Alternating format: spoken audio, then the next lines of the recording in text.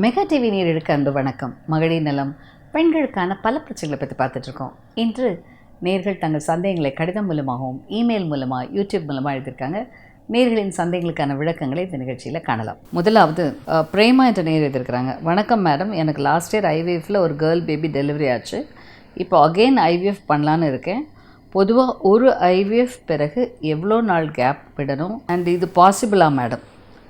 கண்டிப்பாக ஒரு ஐவிஎஃப் என்பது நீங்கள் ஐவிஎஃப் பண்ணி குழந்தைய பிறந்துருச்சுன்னு சொல்கிறீங்க, ஏஜ் 32ன்னு சொல்கிறீங்க. ஸோ கண்டிப்பாக உங்களுக்கு ஐவிஎஃப்பில் தான் குழந்தை பேர் பிறக்கும் அப்படின்ற நிலை இருந்தால் சீக்கிரம் பண்ணுறதுல ஒன்றும் தப்பே இல்லை. இப்போ உங்கள் குழந்தை பிறந்து 1 வருடம் ஆச்சுன்னு சொல்லிடுறீங்க. ஸோ ஆல்மோஸ்ட் 2 இயர்ஸ் ஆச்சு. 2 இயர்ஸ் ஆன பிறகு நீங்கள் அடுத்த குழந்தை பெற்றுக்கிறதுல ஒன்றும் தப்பே இல்லை. பொதுவாக ஐவிஎஃப் ஒரு ஐவிஎஃப்க்கு இன்னொரு ஐவிஎஃப்க்கு உள்ள டிஃப்ரென்ஸ் ஆர் ஒரு ஸ்பேஸிங் சொல்கிறது பெரிய விஷயம் இல்லை.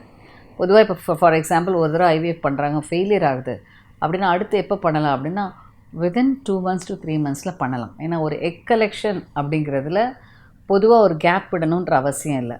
ஆனால் ஒருவேளை என்ன காரணத்தினால ஃபெயிலியர் ஆச்சு, என்ன காரணத்தினால அந்த ஐவிஎஃப் சக்ஸஸ் ஆகலைன்றதுக்கு ஏதாவது ஒரு ரீசன் இருக்குன்னா அந்த ரீசனை கண்டுபிடிச்சி கரெக்ட் பண்ணிவிட்டு அடுத்த ப்ரொசீஜர் செய்கிறது நல்லது. பொதுவாக ஐவிஎஃப் ஃபெயிலியர் ஆகிறதுக்கு பல காரணங்கள் இருக்கலாம். குறிப்பாக ஒரு கரு முட்டைகளில் குறைபாடு இருக்கலாம். அந்த எக் எடுக்கும்போது தான் தெரியும் அந்த எக்கில் என்ன குறைபாடு இருந்துச்சுன்னு சொல்லிட்டு.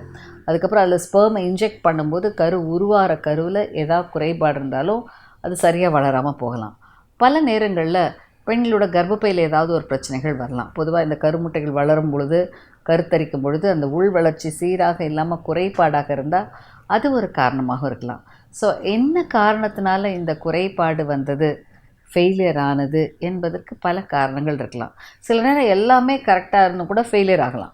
ஸோ அப்படி இருந்தால் எல்லாம் நல்லா இருந்து அந்த ப்ராபபிலிட்டியில் ஃபெயிலியர் ஆகுதுன்னா அடுத்த ட்ரீட்மெண்ட்டை தொடர்ச்சியான முயற்சி பண்ணணும்.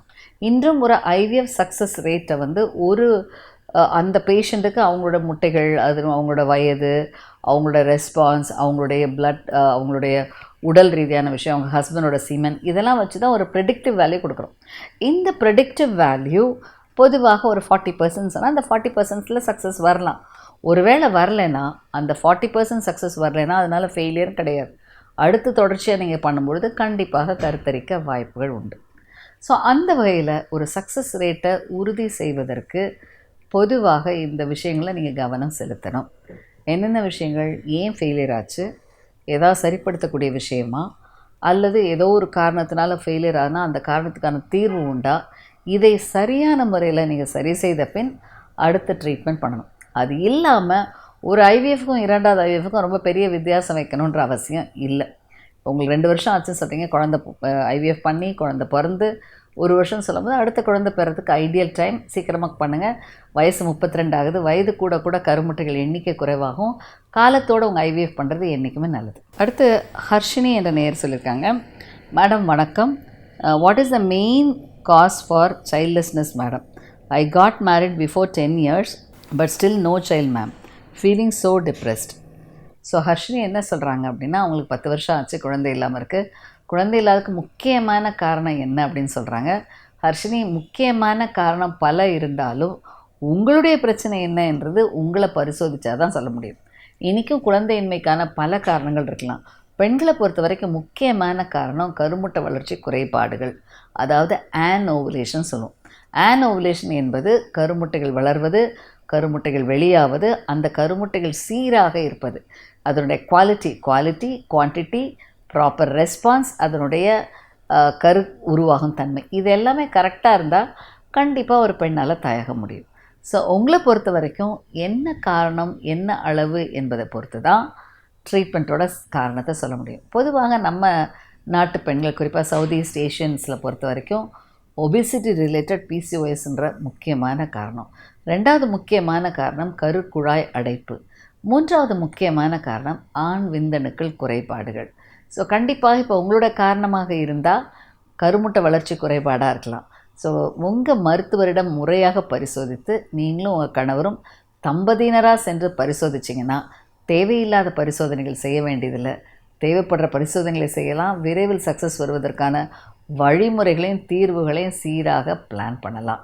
ஸோ அந்த வகையில் உங்களை பொறுத்த வரைக்கும் கருமுட்டை வளர்ச்சி, சினைத்தரிக்கும் தன்மை, இதெல்லாம் சீராக இருந்தால் கண்டிப்பாக கருத்தரிப்பதற்கான வாய்ப்புகள் உண்டு. ஸோ இதை நீங்கள் வந்து கண்டிப்பாக தெரிஞ்சுக்கோங்க. எல்லாருக்கும் இருக்கிற காரணம் உங்களுக்கு இருக்கணும் அவசியம் இல்லை. ஒவ்வொரு பெண்களுக்கும் ஒவ்வொரு தம்பதியினருக்கும் பல பல வித்தியாசமான காரணம் இருக்கலாம். ஒரு 100 தம்பதியினர் எடுத்திங்கன்னா 40% பெண்களுக்கான காரணம், 40% ஆண்களுக்கான காரணம், 10% 2 பேருக்குமே பிரச்சனை இருக்கலாம், 10% எல்லாம் நார்மலாக இருந்தும் கன்சீவ் ஆகாமல் இருக்கலாம்.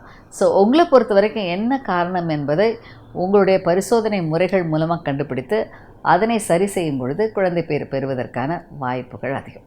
அடுத்து சுகன்யா என்ற நேர் எழுதியிருக்கிறாங்க. வணக்கம் மேடம், நீங்கள் லாஸ்ட் வீக் வெஜனல் ட்ரைனஸ் பற்றி நிறைய சொன்னீங்க மேடம். இன்னும் அதை பற்றி எனக்கு கொஞ்சம் சொல்லுங்கள். ஏன்னா எனக்கும் இது அடிக்கடி வருது, இப்பொழுதும் தொடர்ந்து இருக்குது. சுகன்யா, உங்களோட வயதை பற்றி நீங்கள் சொல்லலை, உங்களுடைய வயது, உங்களுடைய உடல்நிலை பற்றி நீங்கள் சொல்லலை. பொதுவாக ஒரு பெண் உறுப்பு வெஜனல் ட்ரைனஸ்க்கு முக்கியமான காரணம் 4 காரணங்கள். முதல் முக்கியமான காரணம் ஹார்மோன்ஸ்.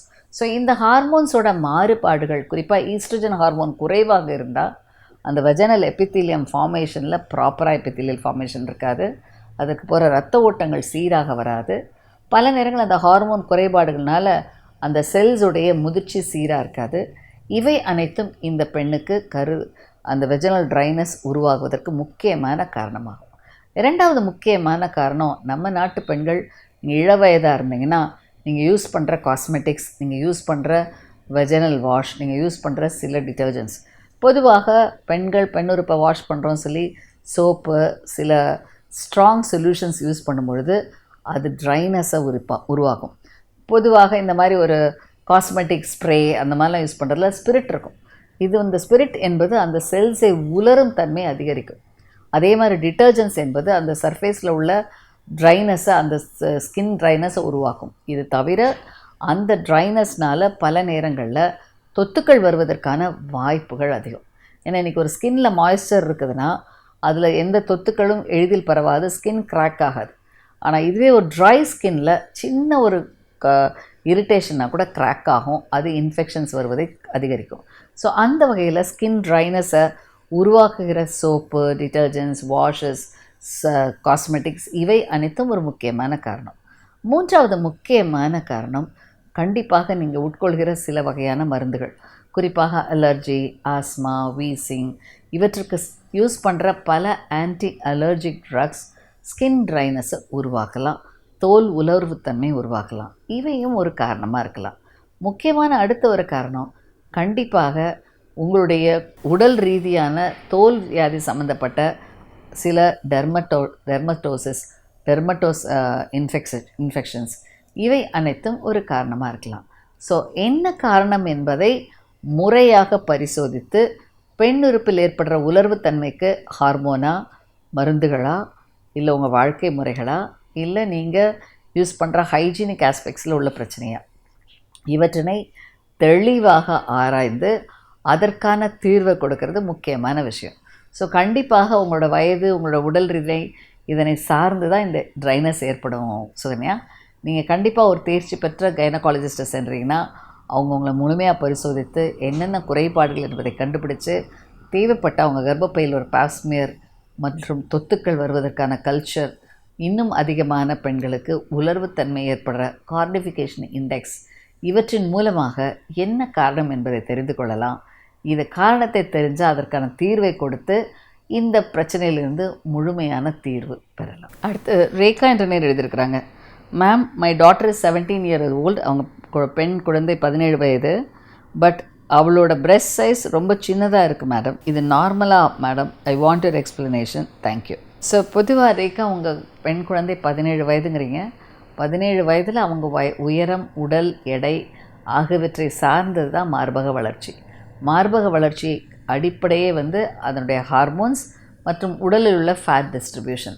ஏன்னா பொதுவாக இந்த மேமரி கிளான்ஸோடைய சைஸ் எதனை சைஸ் அண்ட் ஷேப் பெக்ட்ரல் மசில்ஸுங்கிற நம்ம செஸ்ட் மசில்ஸோட ப்ராமினன்ஸ், ரெண்டாவது நம்ம உடலில் உள்ள கொழுப்பு. இந்த கொழுப்பு நல்லா இருந்தால் தான் பல நேரங்களில் மார்பக வளர்ச்சி அதிகமாக தென்படும், மார்பகம் சைஸ் பெருசாக தெரியும். பொதுவாக 17 வயதில் உடல் எடை பொறுத்து பல குழந்தைங்களுக்கு அந்த மார்பக வளர்ச்சி குறைவாக இருக்கும். ஒல்லியாக இருக்க பிள்ளைங்களுக்கு பார்த்தா மார்பக வளர்ச்சி கம்மியாக தான் இருக்கும். ஏன்னா அவங்க ஃபேட்டே குறைவாக இருந்தால் அந்த பிரெஸ்ட்டில் வர்ற அந்த பிரெஸ்ட் மேமரி கிளாண்டை சுற்றி உள்ள ஃபேட்டும் குறைவாக இருக்கும், சைஸ் சின்னதாக இருக்கும்.